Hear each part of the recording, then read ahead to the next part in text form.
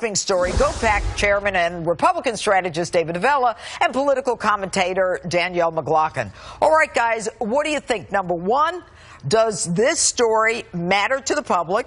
And number two, did the New York Times commit a crime? I'll start with you, Danielle. There's no evidence that the New York Times committed a crime. I just read the statute to you. It's unlawful for any person to disclose information unauthorized regarding tax returns, and it's a felony. Right, and as you know, he didn't give them permission. He did not give them permission. There's probably a statute of limitations issue here. And I can't speak for the New York Times, but I'm not convinced that there's a crime here. Okay, Danielle, statute of limitations has nothing to do with it. They just released the information. Are you saying that they've had this for years, since 1995? No.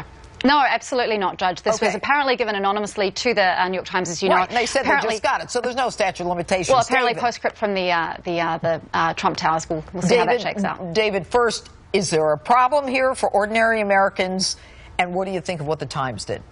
This won't change one undecided voter's opinion. And if this is the October surprise by the Clinton campaign, we've lowered the standards on what a surprise is. This is all, there's no new information here. Donald Trump has paid his taxes. Hillary Clinton's campaign says that. The person who has committed the crime here is the anonymous person who turned it over to the New York Times. Now, you can debate whether the New York Times is complicit in this, but the person who committed the crime isn't Donald Trump for the way he paid his taxes. The person is that turned him over to the New York Times. Right. And then there's also a question as to whether or not in publishing it, the Times is responsible. But Danielle, what are we saying here? Donald Trump was a businessman. He is allowed to take these offsets, net operating loss offsets. I mean, should he have said to the federal government, I want to pay you money, even though I don't owe you money, I want to pay you money? I mean, that's stupid, isn't it? I think there's a difference between what is legal and what is moral. And I think American voters want to see a leader that has carried their own water. If you're going to walk the talk, you should talk the talk. Sure, he took a huge business loss, and he did not pay, it appears he didn't pay taxes for 20-odd years. How do you know that? Well, I'm saying there's an appearance, and many tax specialists have said there's a reason that he's not releasing these tax returns. But no one's seen anything other than a page from the 95 return. Right, and tax specialists, and I'm not one, have said 20 years you can take, you can basically not pay the tax because you've taken such a huge loss. Right, you can move it forward. Right. David?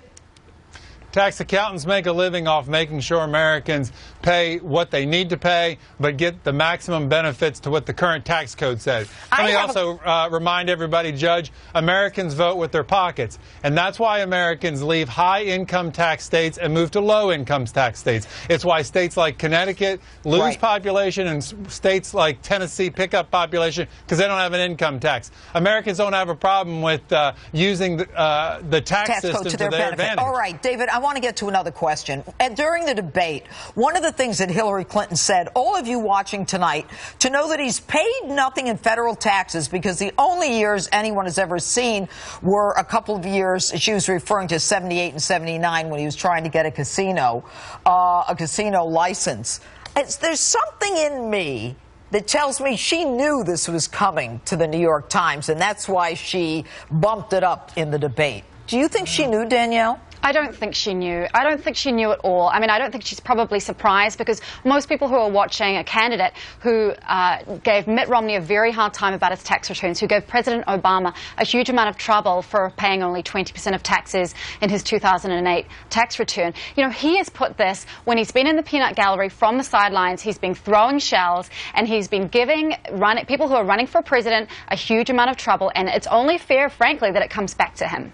Well, at the end of the day, don't you think Americans are thinking to themselves, I want a smart guy, especially a guy who says, I'm going to get rid of this tax code and the absurdity of what people have to go through to understand it and to follow it? Well, the Trump campaign has called him a genius for doing this, but let's be honest, it's his lawyers and his accountants. So anyone with money can hire the best people to do their taxes. It's ordinary working Americans who don't have those advantages, and I think people are standing up and saying, it should be good. If it's good enough for me, Donald Trump, it's good enough for you. Yeah. Yeah, well, maybe they ought to change the tax code so they could take advantage of it. But let me ask you, David, isn't it kind of ironic that what you've got are the Democrats saying, shame on Donald Trump because he took a legal tax deduction, and they're not saying anything that she actually erased classified emails that the FBI director had to swear and say she not only lied about it, but she released and deleted our personal, I should say, public documents.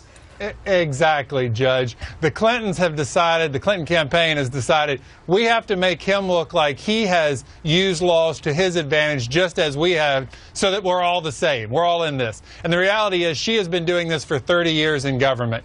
And you point out a number of great examples. There's all the advantages she did with the Clinton Foundation, how they used that to benefit themselves. So her strategy is now is that, well, you might say he's just as bad as I am. Let's muddy this all together. All right. And very quickly, because we got to go, another week of talking about his tax returns as opposed to the issues. Will the VP debate change it? Yes or no, Danielle? I think it will. I think David? I think it will. No. No? Okay. Good to see you both. David Avella and Danielle McLaughlin. Thanks so much.